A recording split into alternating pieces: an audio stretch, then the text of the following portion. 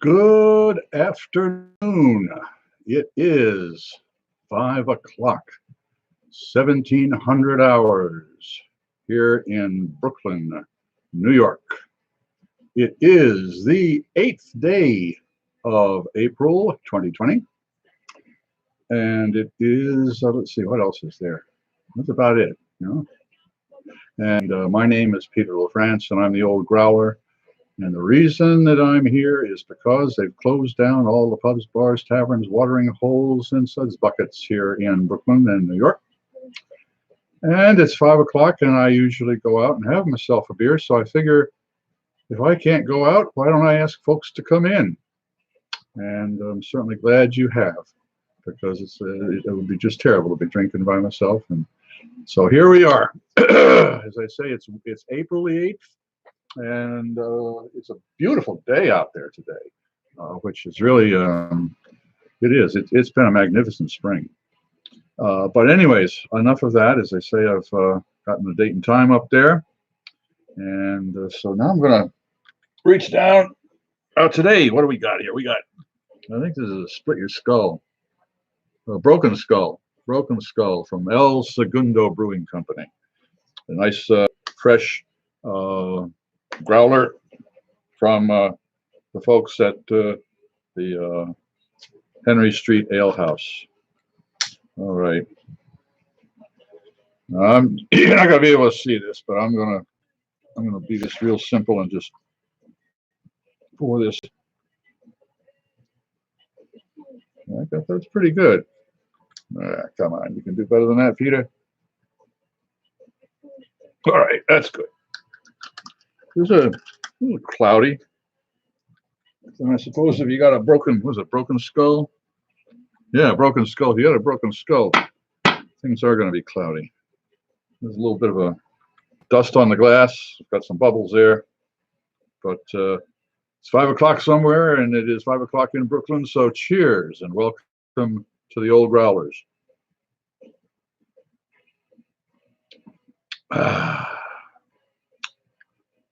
Yeah, it's not a bad beer. A little cloudy, which I have a semi problem with cloudy beers, unless they're supposed to be like a Berliner Weiss or a Hefeweizen from Bavaria. I wonder if the brewer maybe lost his filter or something. But anyway, this is a good little beer. I'll settle with it. Settle on it. The draft beer is a little bit less. I think it's less effervescent than bottled beer, no matter how effervescent it is coming out of the tap, and no matter how fresh it is. So it's kind of interesting to get a beer with this type of a flavor. Well, I hope you all are doing as well as can be expected. If I was sitting in a bar, I'd say, hey, fellas, girls, kids. I like kids best. That way I don't have to worry about any kind of people taking offense. Just, hey, kid, how's it going? I like that. But anyways, so kids, how you doing? Oh, well, I'm not doing too bad. It's still a little bit getting into a schedule. It's been, oh, geez, I think we're going into our 5th week now. Let's take a look. Oh, dear. Oh, dear. Oh, dear. This is a 1, 2. We're in our 3rd week of the old Growler, and it looks like the 4th week of no pubs, bars, taverns, watering holes, and suds buckets. So, yeah, it's time flies, or it doesn't, one or the other. I don't know about you folks, but oh, there we go, Mary. Hi, good to see you. Yeah. Oh, geez, Monica, the kids are making you feel young. Oh, well, I tell you, I'm so glad that I'm terrible at math, because if I ever had to try and figure out how old I was, I don't think I'd be particularly, well, there you go. Happens to the best of us. Yeah, time flies. We're all going to the same place. I don't see why everybody's in a big hurry, but I guess this has slowed folks down. But it's been it's been a fairly productive day. I was asked to be part of what do you call it?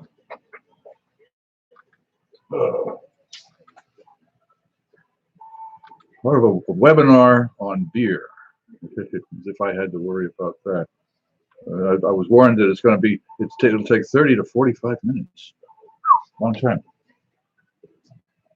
Well, they're lucky they found the right person. My alma mater has put together a series of webinars for alumni and for the cadets to learn from. So, my word, I might be actually bending young minds. That would be a scary thing to do, wouldn't it? Bending a young mind. Mine was. I wouldn't say mine was bent. It's just. What's this here? It's tough to read as it says. That's what I do. Drink and now think. No, it can't be. Oh, I drink and know things. Okay, well, I know things and drink. I do believe that you, Mary, there, my daughter gave me this mug a while ago. But it's not a mug, Peter.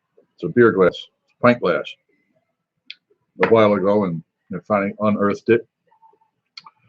Let's see.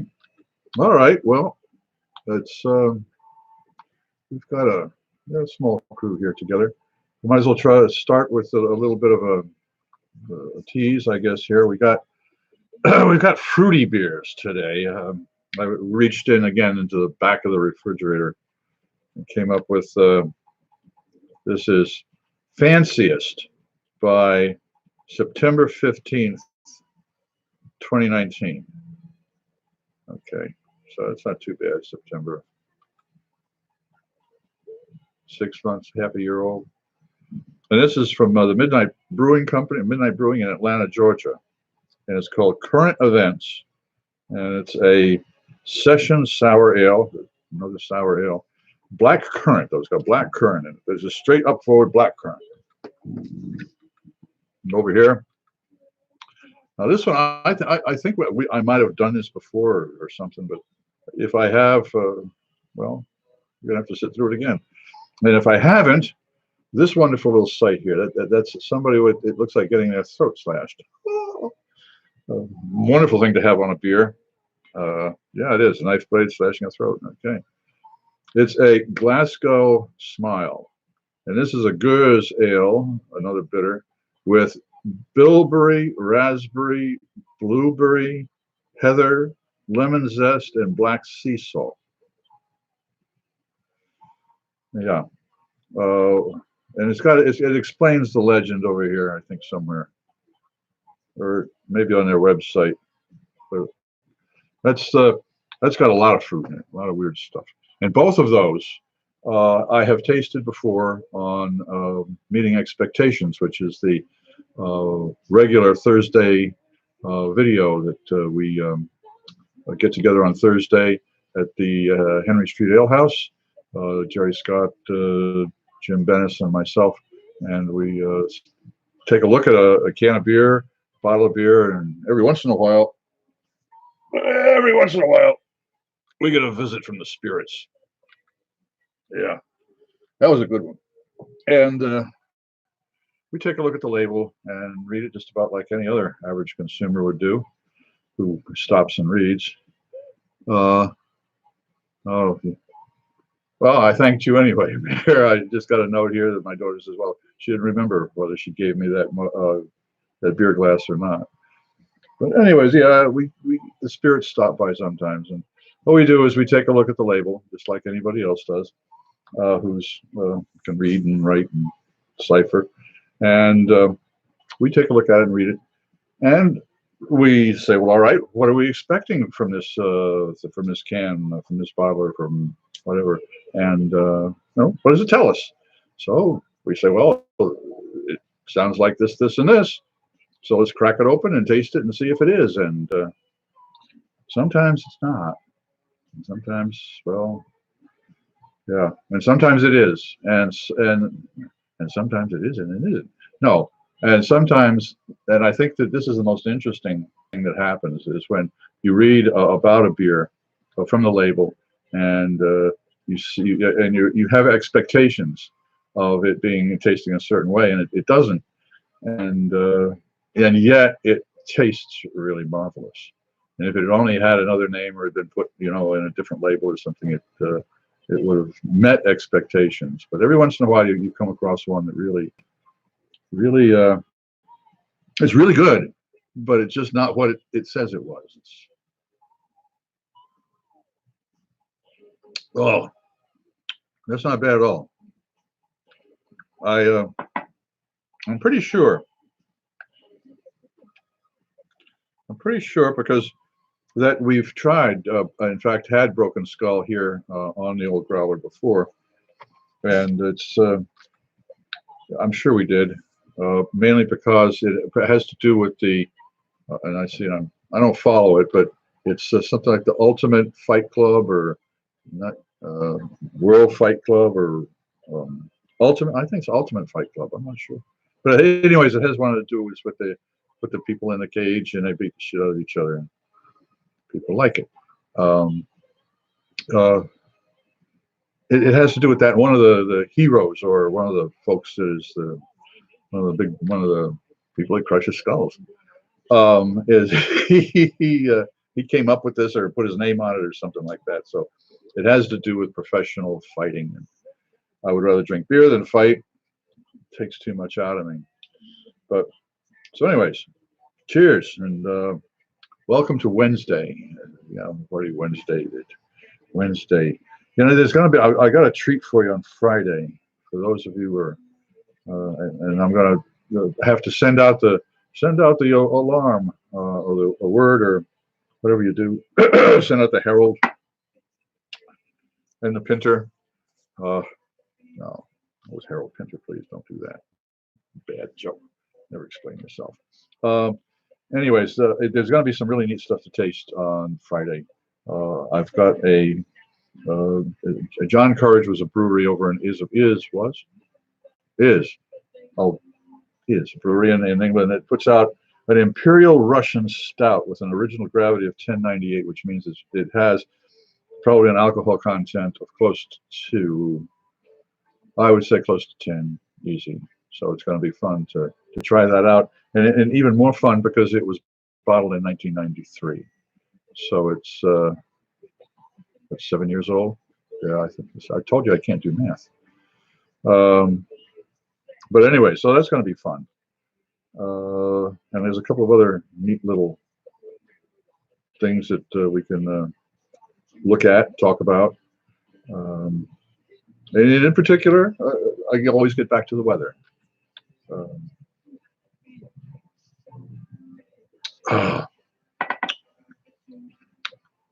Just for a bit of totally useless information, in the mornings at 0700 or 7 o'clock, between 7 o'clock and 7:15, Virginia and I take our constitutional and we burn it. No, we take our we go for a walk across the Brooklyn Bridge and back. And lately, if you see 20 people in the full hour that it takes to walk back and forth, it's a lot. But what again, if you've heard all of this, get yourself another beer and listen to it again. But when we walk across the bridge in the morning, single file, people walking, jogging, and bicycling towards me. When they're about, I'm guessing, 15 yards away, I turn on the big smile and give them a thumbs up. And every single one of them, there's no exceptions. I mean, none, no exception. I do it to all of them. And I would say that out of 10, one is just, I mean, it's a stone wall. Maybe another one is preoccupied and missed it. But the rest of them, I get a thumbs up, a smile, the whole thing. And for the first time today, I got myself a heart. Hey, so I'm kind of pleased with that. That was throwing the heart, boy. That was a good one. And as I've said before, I do it because I hope that I do know that a smile goes a long way, and I'm just hoping that one of my smiles goes viral, pun intended. Anyways, I need a little more in the old bartender. Can I have another? Just one more. That's usually when I'm at the waterfront at the Henry Street Ale House, or down to Chez Moi, or down at Bar Tabac, or at the Henry Public House. It's my just one more, just a Brado when I'm seeing the Dark Elf there, Peter at Brado. It's always just one more. I think I'm going to put that on my marker when all of this is done, and when I'm below the daisies, not above the daisies. Above the sod, not beneath the sod. All right, now, where do we go here? Oh dear. I didn't pour that quite right. Oh well. It's just about the right temperature, though. That's fine. Well, we're steady here at the three of us. Maybe I should have called out the. Maybe I don't know. But it's fun here. If either one of you has an observation or anything, just to write down there something, so that I'm not totally.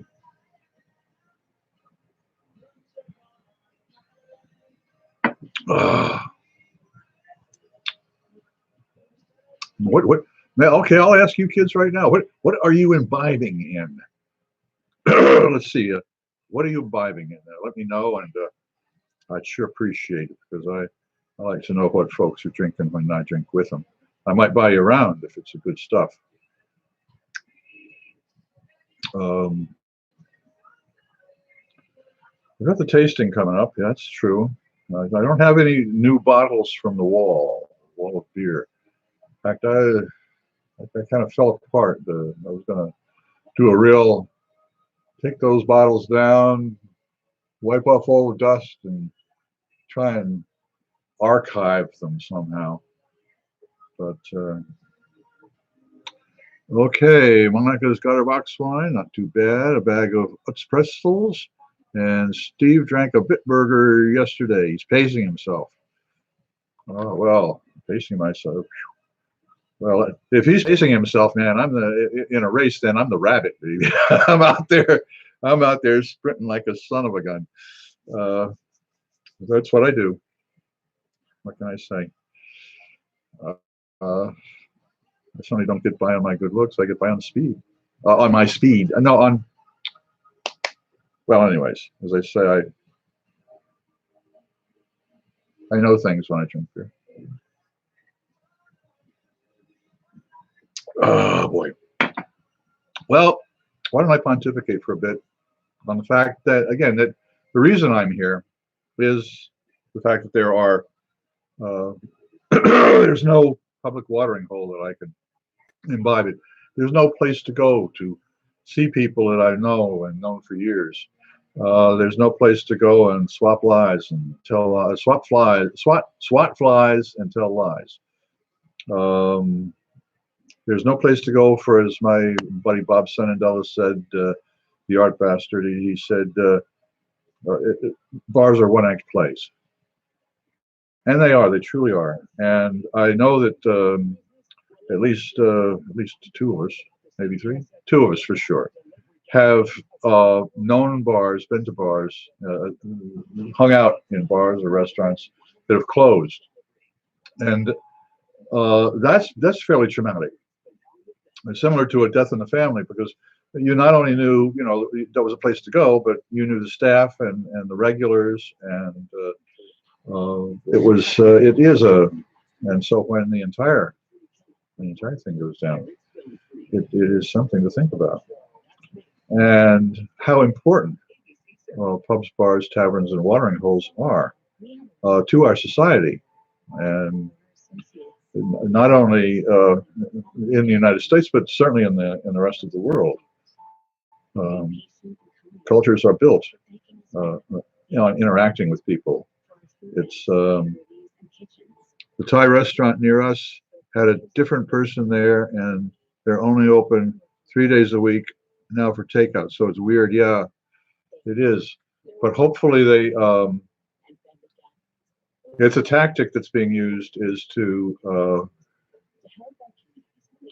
there's another word for it. I don't like the word. I call it pop-up kitchens, is to where a restaurant will keep a skeleton staff in the kitchen and work a deal with a delivery service and simply do deliveries or pick up at the place.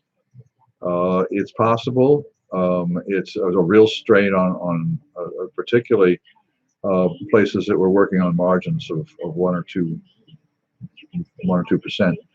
and didn't put in safety nets. It's always 2020 is the greatest vision, is the clearest vision in the world, but it is.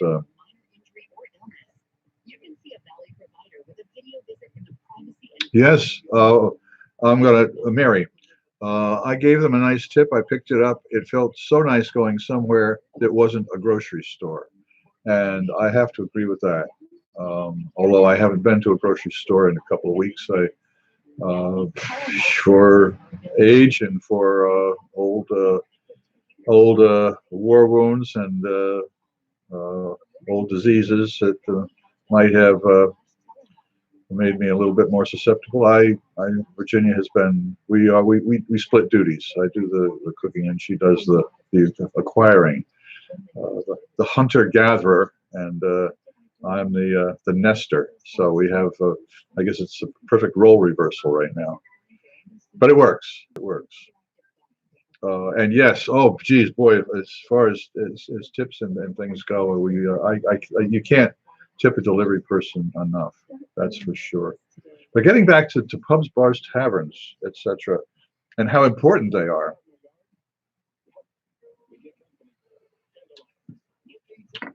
You can go back to the reign of Nefertiti in Egypt, where the first regulations on drinking places. And so if they had regulations on drinking places, they sure should have drinking places, and people were certainly using them. And as I remember, and I'd have to source this again, I'm talking off the top of my head and sitting in a bar, I believe that if you served beer that was not, and their beer was really, I mean, I think this is cloudy. Their beer looked this color. You couldn't see through it. I mean, it was young and probably still fermenting, but it was alcoholic and it worked. But if you were a person, and it was mainly women who ran the drinking establishments, if you were there and you didn't serve the right stuff, you got your hand cut off. So that was quality control, man. I mean, but of course somebody gets, I can imagine the bureaucracy in that world and the payoff and all that kind of good stuff. It must have made being a innkeeper a very interesting occupation back then, because you'd have to deal with the government, you'd have to deal with the people enforcing the laws, you have to deal with customers that weren't too terribly happy. And geez, it sounds like today, doesn't it? Things don't change. Steve just remarked, wait a minute, hold on, Mary, I went out, I went 3 weeks ago. I just got some odds and ends at the gas station a couple times a week. Monica, Steve just remarked that he finds it ironic that 2020 is hindsight, and that's the year we're in. Yeah, that's kind of cool. Yeah, that's. I'm sure that there's going to be a lot of coinkydinkies and things like that happening that we're not aware of right now as we're going through it, but that we're going to connect dots later and say, geez, wow, wasn't that a coincidence?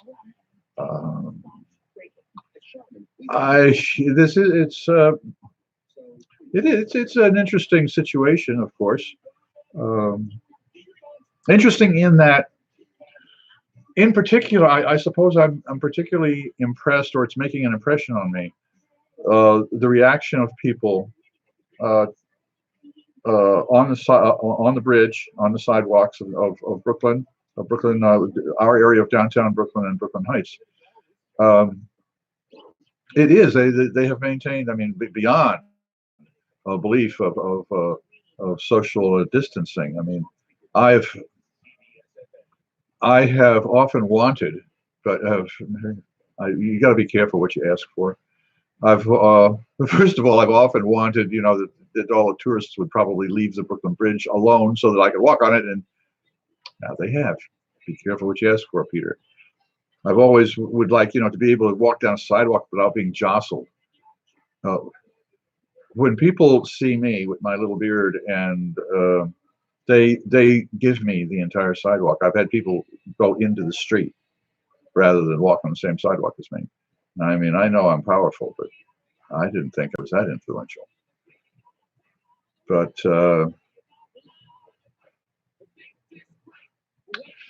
that's the key. Yeah. So it is it's a stretch. Disorienting.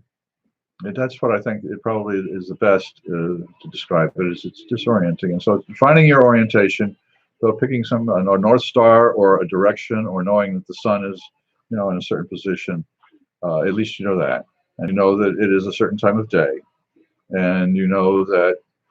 Oh, freak it, trying to remember the day of the week.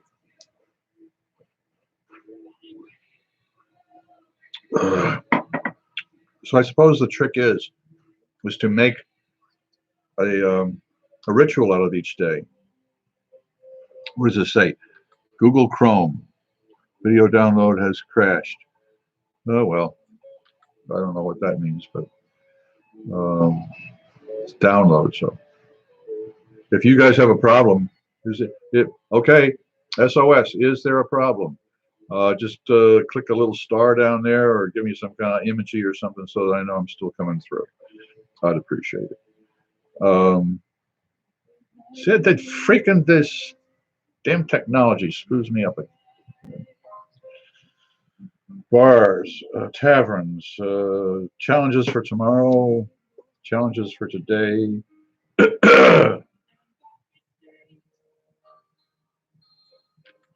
Okay, thanks a lot, kids. I really appreciate that. Okay. Well, it's technology, which at least brings me to you guys, and which I'm grateful for. I'm grateful for.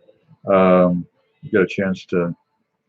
I'm sure, Mary, you're hearing stuff that, boy, you're getting your dad's life history on this, and Monica, you're fine to be there. I tell you, it's. I can't wait to run a conversation rather than having a monologue.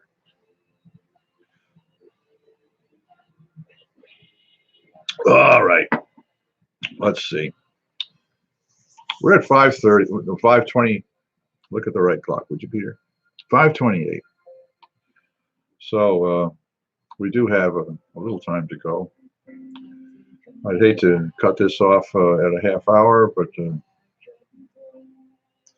if the crowd's not here, what can I do? No, I'm playing to. Hey, as long as there's anybody in the audience, believe me, I will. I'll be there. Don't sing, people.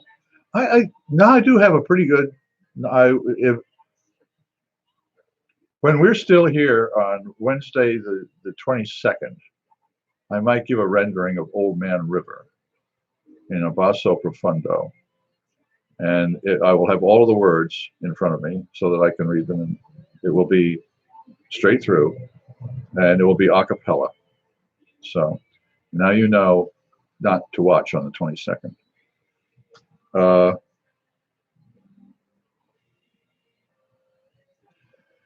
Let's see. Bar stories. Is taverns. Mary, I'm going to head off for dinner and see you later. Thanks, Mary. Good to see you. Give my regards to Dave, and we'll see you tomorrow. Same bat channel, same bat time. Although you're too young to know that Batman, and it was a funny show. Go look for it on YouTube.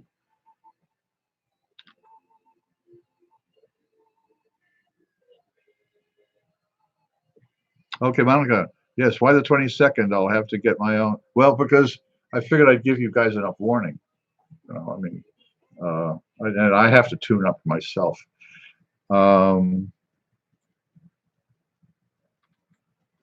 Yeah, that would be the place to do it, in La Crosse on the Mississippi. That's for damn sure.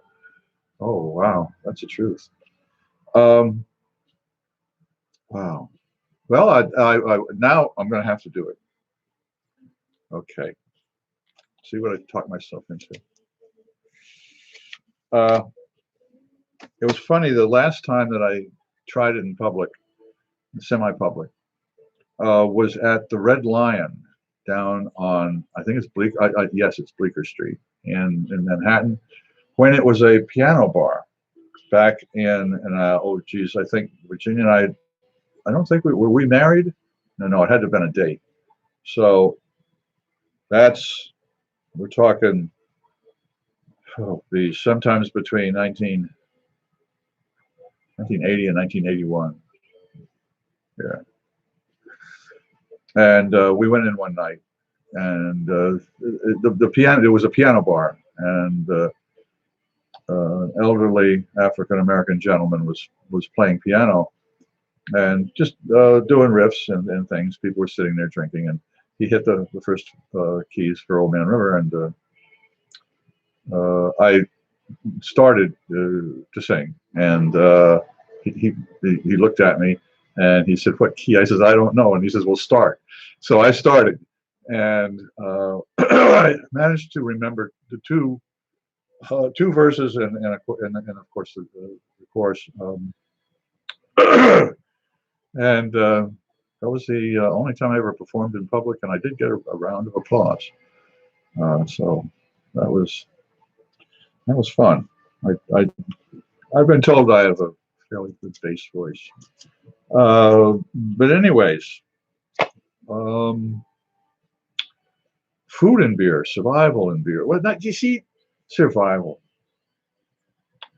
It's a dramatic word to use, and I hesitate to use it because this isn't.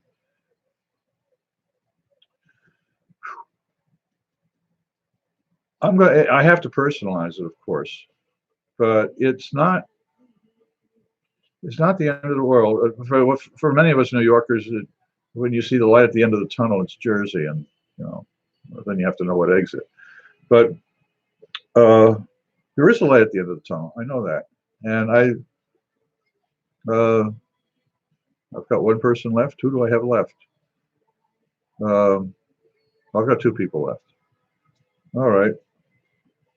Well, anyways, to end it maybe on a. I hate to end it on a something.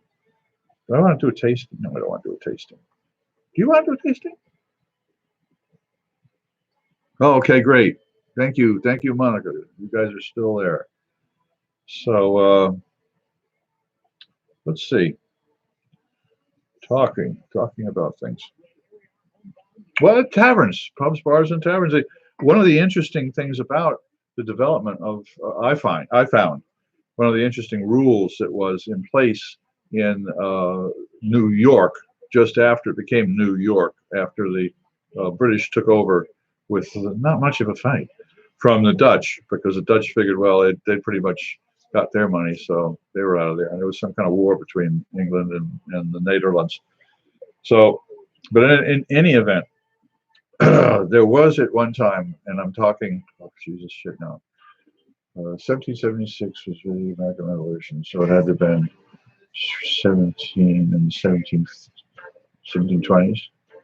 Yeah, 1720s. There were pubs, bars, and they were frequented often by particular types of people. Say the Red Parrot would be the place where people who were interested in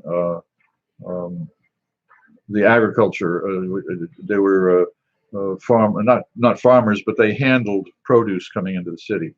They would go there, and bookkeepers and bankers would go to another particular place, which eventually turned into Wall Street. And drovers would go to a certain bar, and they would. It was a way of them to get together to trade ideas and to keep commerce moving in a way, because it was newspapers were rare, of course, and but they were there, and they were even worse than the newspaper as far as spreading libel and slander and all that kind of good stuff. Boy, those newspapers back then were something. But in any event, these pubs, bars, and taverns in New York were incredibly important as far as meeting places. However, there was a rule, and except for some of the ones down on what would be, I think, Water Street and Gold Street down in Manhattan, further in, because Manhattan did not go out as far as it does. It was built on trash, so to speak. The bars there, and they were very crude things.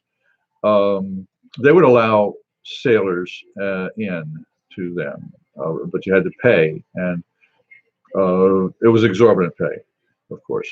However, if you went away from those right near the dock area, if you went into any other pubs or any other taverns in New York City, if you were a sailor or if you were a black person, you couldn't buy a beer. You couldn't buy anything, because it was assumed that if you had money, you stole it. So sailors would have to have letters written by their captains saying that these were legitimate wages that they had earned, so that they could go in and buy in a pub or a bar or a tavern. So there's always been an attempt to regulate them, as we all know. In fact, the witches of Salem, up in Salem, Massachusetts, and I was about to say Strother Martin. I don't think so here. The witch trials up there I have information. I just don't have the sources, but some of these people were brought to charge because they were running what we would call speakeasies today, and people were jealous that they were making money with selling spirits and beers and ciders in particular. So some of this might have been a tavern, a booze war, rather than actual witches. So taverns and pubs and bars have an amazing part of our history. So when I drink a beer and think back about what it was like to be at that time, and to imagine what happened in pubs, bars, and taverns back in any part of history, I'm particularly interested in reading the journals that were kept by pub keepers, particularly in the New England area, during the War of American, the rebellion against the king, our American Revolution. And the pub, the bar, the people that ran inns in particular, they had a very, very clear idea and knowledge of how much produce was being moved through a town, how much booze was being moved through a town, who was moving through the town, what type of customers did they have. They heard all kinds of stories that they could ferret out what was really going on out there. When you know, and you can't get certain type of feed, or you can't get certain types of flour from your old purveyor, you find out why.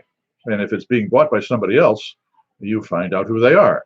And once you find out who they are, and at that time it might have been the British simply acquiring stocks of flour or stocks of lard or stocks of salted beef, you knew about it. And so you pass that on. Sotto voce, of course. And then, of course, you knew about the other side, too. So, and if madams weren't, or ladies of leisure weren't influential enough as far as gathering intelligence, I can only imagine that tavern keepers and barkeepers at that time were as well. And as I've often said, if you're going to a new place, if you find yourself in a new city or a new town, you're not too sure where to go, what to do, you pretty much know how to find a presentable bar. You walk in, you say hello. If you get welcomed, fine. You visit the water closet. If the water closet is clean, you know the rest of it is. Order yourself up a beer. If the bartender's attentive enough to ask you what type or what you like, even better.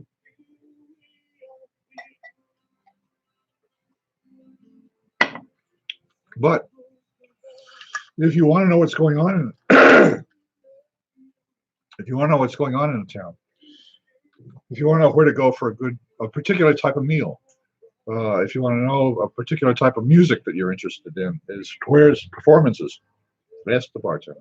Bartenders always know. Very rarely have I been misled. Well, Monica, God bless your, no, in the South, bless your heart, is not a particularly nice thing to say. So I'm going to say thank you very much for being here and watching me drink. If I could only find out a way to watch you guys drink, I'd do that too. And I'm sure there is, but I'm technically inept. So what I'm going to do is I'm going to thank the folks that watch this later on. If there's anybody that does watch it, please, if you've gotten this far, at least subscribe down there, hit the little subscribe button, at least share this with someone or let them know that I'm here, and give me a thumbs up. I'd appreciate it. And in particular, and directing right to my friend Monica there, come up with an idea of something to put in the comments box so that I don't totally bore people with the same old stories, because unfortunately, to try and go through all of these episodes and try and index them, so to speak, as to what I talked about and when I talked about it is not something I'm going to do. So, thanks very much. Peace, love, take care of yourselves. If anybody, as when I say anybody else who is watching, please subscribe. Thanks very much for getting this far, and I look forward to seeing you tomorrow. Peace.